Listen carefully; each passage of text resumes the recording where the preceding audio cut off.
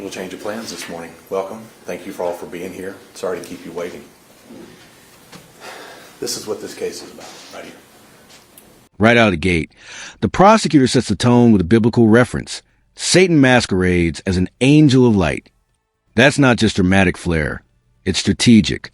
In court, framing matters. He's planting a theme in the jury's mind. Someone who appeared harmless but wasn't. Question is, does this framing influence how jurors interpret every piece of evidence that follows? You know, when I looked at this case, most lawyers, when they have these types of cases, they have kind of a theme of the case, something that sits with them, something that touches them here. And in this case, I looked at Paul in 2 Corinthians when he said, Satan masquerades as an angel of light. And that's what we have here. Let me tell you a little bit about what you're going to see today, what you're going to see over the next few weeks. We're going to present all the same evidence that you would have seen before in guilt, but that's going to expand it to include the punishment evidence as well. So you're going to get it all in one package. Okay. Let me tell you how this is going to begin. What we're going to start with first is we're going to introduce you to Athena, which is the most important thing, and that's the reason why we're here. So let me give you a little evidence here. Athena's last day. She was in school. She was in Miss Thompson's first grade class. She had a rough day that day, and you'll hear Miss Thompson talk about that. She's strong-willed, very precocious. She's 7. Notice how the focus shifts heavily onto Athena, her age, her personality, her last normal day. This isn't accidental. In legal storytelling, humanizing the victim builds emotional weight and reminds the jury what's truly at stake. But here's something to think about. How much should emotion play a role in a decision that's supposed to be purely based on facts? Ms. Thompson's going to talk to you a little bit about that last day and tell you what went on and why that's important. You've heard that name over and over, Athena Strand. Born May 23rd, 2015. It's sad that we have to talk about a child in the past tense, who she was, what she liked, who were her friends, who were her parents. It's sad that we have to have this discussion, but that's the evidence that we have to bring you. That's the evidence that's important.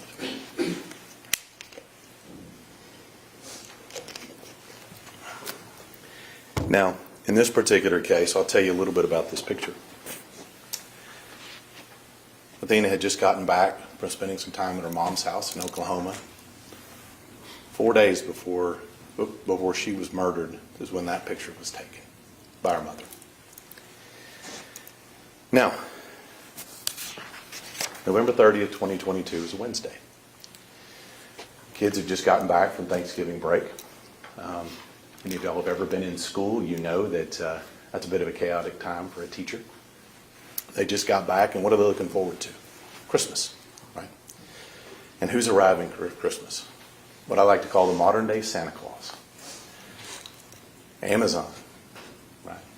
FedEx, UPS, all of the people that we look forward to. And even us as adults, I know for me personally, I look forward to motorcycle parts. And I know my wife looks forward to things like essential oils and devotional books. That contrast, joy and happiness versus violence, fear, and death, is doing a lot of heavy lifting. The prosecution is drawing a sharp emotional line between expectation and reality, and it's effective. But it also raises a key point.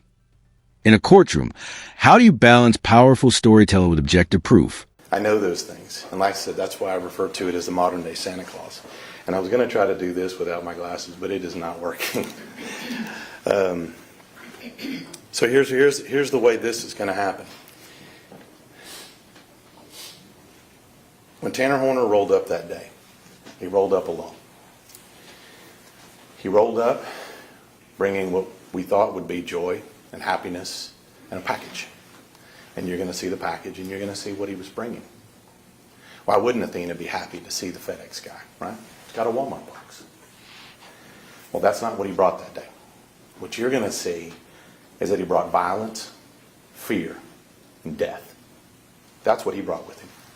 He did not bring with him the joy and happiness that the delivery drivers normally bring.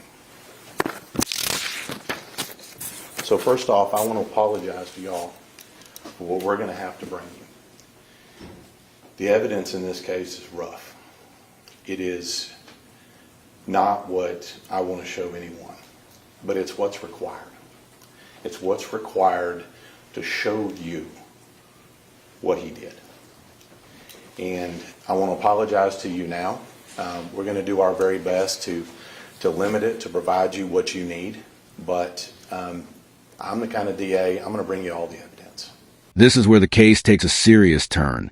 The prosecutor is preparing the jury for disturbing evidence. Audio, not just visuals. Legally, this kind of evidence can be incredibly impactful because it's raw and unfiltered, but it also comes with risk. Could the intensity of it overwhelm the jury's ability to stay analytical? Okay. And I feel like it's important you know the complete story. Now, we know a little bit now about Athena, and you're going to hear about her. What about Tanner Horner?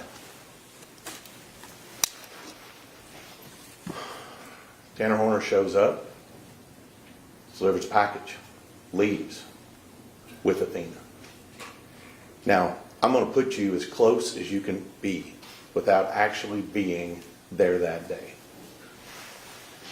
We have video of it, and we're going to show it to you. Now, you may be thinking, wow, maybe we have video of the whole thing. Nope. Somebody covered up the camera because they don't want you to see. Guess what? Audio's still running, and you're going to hear it. You're going to hear what a 250-pound man can do to a 67-pound child. And when I say it's horrible, I mean it. I've been doing this 25 years, and I promise you, buckle up.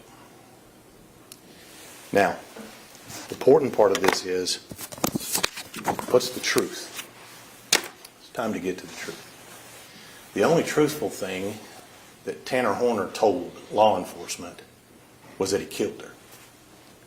The pattern and web of lies that he put together, it's going to be hard for y'all to keep up with. It is lie upon lie upon lie upon lie. We have lies about what we did the day before. We have lies about what we did the day of. We have lies about where her body was. We have lies about whether or not she was clothed or not. We have lies and lies and lies. It is hard to keep up with. The only thing he told the truth about was he killed her. So you're going to hear multiple stories. None of them are true. What's the story that was told in the beginning? That he hit her with a truck. That he somehow freaked out because he thought he was going to lose his job or she was going to tell on him. He picked her up, still freaked out, and killed her. That is an absolute lie. There is no truth to that in any form or fashion. None. Zero, zip, not a nudge. No truth to that whatsoever. In fact, the first words out of Tanner Horner's mouth whenever the ranger first encountered him, the ranger says, "Is she alive?" Calling Athena a warrior is more than just a tribute. It's a narrative choice that reinforces resilience and struggle. It shapes how the jury perceives the events emotionally. But here's a tough question. Does emphasizing that fight strengthen the case factually, or does it primarily deepen the emotional response? And he says, she wasn't alive when I put her in the truck. I'm going to tell you right now, you're going to see right up front here, she was very much alive and very much uninjured when he put her in the truck. Let me tell you something that stuck with me here, what you're going to hear when we get to that video. First thing Tanner Horner says to Athena when he picks her up and puts her in that truck, He leans down and he says, "Don't scream or I'll hurt you." He says that twice. You're going to hear it. We're going to put it on screen for you. That's the first thing out of his mouth. He made good on it. Now, where do we go from there? Now, you're going to be able to hear it all on audio. But I'm going to tell you right now, the one thing you're going to hear that is something that you can't unhear is the level of fight that a 7-year-old girl has when she's facing down certain death. We talk about warriors in America. I'll tell you, that little girl right there is a warrior. She fought with the strength of 100 men.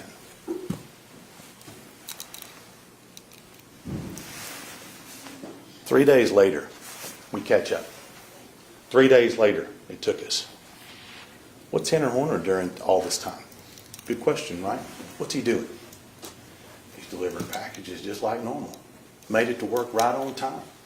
Made sure that he got the same FedEx truck so we could have his mobile crime scene with him the entire day. This is planning. This is preparation. He knew what was going on. He drove through the scene that day. He drove right through the scene that day. You're going to have video from his truck driving right through that scene, right where he kidnapped her, right where he took her away, and talking to people. What happened? What went on? What happened? In the same truck he killed her in. This is the level of cold-heartedness that you're going to see. Now, we finally locate her. And how do we locate her? Hundreds and hundreds of law enforcement personnel.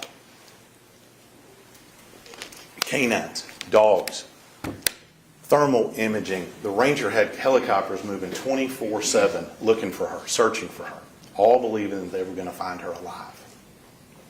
Where did we find her? We found her at a place called Bobo Crossing. Now, I grew up in Wise County, and I lived not too far away from where her body was dumped. And I have no idea why they call it Bobo Crossing. I haven't found anybody who knows why they call it Bobo Crossing, but that's what they call it. It's probably got a county road number, but nobody knows what it is. People just know what this is. It's a little bit south of Boyd, off of Highway 730. We'll show you some maps. But that's where we found her. We found her where he pitched her off naked in the water. That's where we found her. How did we get to that point? Well, it wasn't without a lot of hard work by the FBI, Texas Rangers, Wise County Sheriff, deputies. We finally locate her. But how did we get to locate her? Well, Tanner Horner made it as difficult as possible to locate her. Again, with more lies upon lies upon lies. Where's her body? Where's her body? It's over here. It's over here. So on and so forth. It's just too much to keep up with, to be honest with you. So many lies. But we find her body. And you know, throughout this whole time when we're looking for the body, you know, when we ask people what happened, you know, sometimes they take responsibility. Not this guy. Every part of that, even before we found her body, is woe is me. Worried about what's going to happen to me. Now we're moving into forensic territory, DNA evidence. This is where emotion meets hard science. Unlike storytelling, DNA carries objective weight in court. But even here, context matters. Where it's found, how it got there, and how it's interpreted can make or break the case. So ask yourself, how much does this evidence clarify and how much still needs explanation? Worried about why I'm not going to see my kid again. Worried about me. Selfish. We haven't even found her body yet, and he's worried about that. But he's so concerned about diverting law enforcement from what's going on.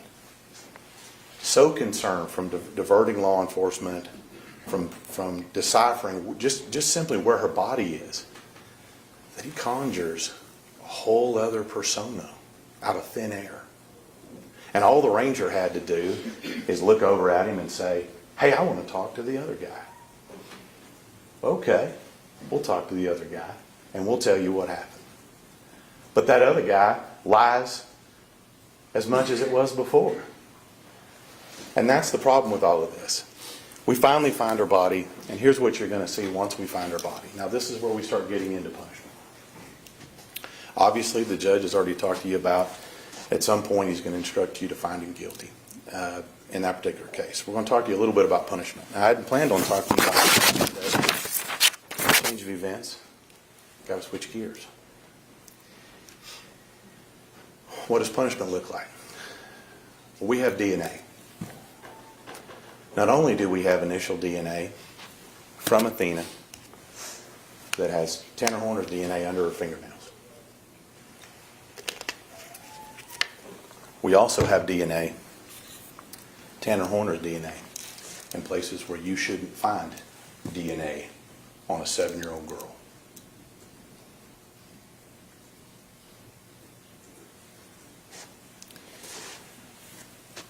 We're going to take you back in time. We're going to show you what Tanner Horner did to prepare for this, covering up the camera, setting this up. And he was there 24 hours before on the same road at a different house with a different girl. It looks eerily similar to what you're going to see on Athena's video the night before. Again, preparation, planning. Okay? So, let's talk a little bit about what you may see in this particular case. We're going to show you the whole video, and we're going to show you how he did it, because I think that's important. It's an hour. It's not 5 minutes. It's an hour. And it's not just one time that he's trying to kill her. It's over and over and over again. You can hear the banging in the truck. You can hear the screams. This is what's coming. It didn't happen fast.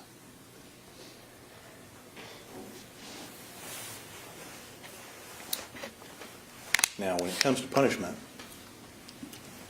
you guys know there are two questions, right? Future danger mitigation. We talked to them ad nauseum when you guys were doing Fort Iron. I'll submit to you that the level of violence that one person can inflict on a child is important. But you're also going to hear all about this individual. You're also going to hear about past and present. And I submit to you that you're also going to hear a bunch of stuff about how he's got some kind of life problems. He's got some kind of medical problems. He's got some kind of this. He's got some kind of that. I anticipate all of that coming up. I anticipate a long line of experts rolled up in here telling you just about how problematic this guy is. That's what's to be expected. It's all an excuse. Okay? It's all an excuse for somebody who's done this. So I submit to you, when we get to that, it's going to take a little bit. We're going to try to streamline it as much as we can. Okay? But it's important. I'm going to leave you with this. When we talk to people about Athena, I told you in the beginning we have to talk about her in the past tense, which is very sad. Remember why we have to talk about it in the past tense. Today,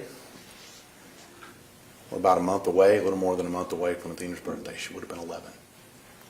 Would have been 11. She would have been looking forward to summertime. She would have been in the 4th grade. Key word is would. It's in the past tense, and we know why. We're ready to present this case to you. We appreciate you being here. Thank you.